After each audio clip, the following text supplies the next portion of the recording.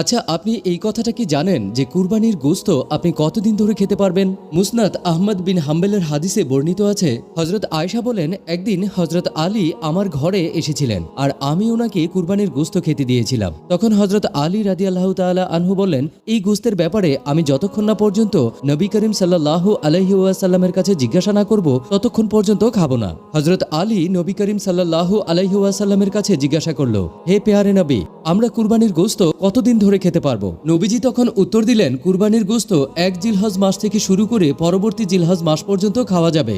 এর মানে হলো কুরবানির গোশত পরিপূর্ণ 1 বছর ধরে সংরক্ষণ করে খাওয়া যাবে। তারপরেও এখানে একটা কিন্তু আছে। নবীজি বলেন, কুরবানি দেওয়ার পর কুরবানির গোশত গরিব, মিসকিন, দুস্থ মানুষদের দেওয়ার পর, আপনার গরিব আত্মীয় স্বজনদেরকে বিলি করার পর যতটুকু আপনার অংশে থাকবে ততটুকু আপনি সারা বছর সংরক্ষণ করে খেতে পারবেন। আল্লাহ আমাদের সকলের কুরবানি কবুল করে নিন। তাই কমেন্ট বক্সে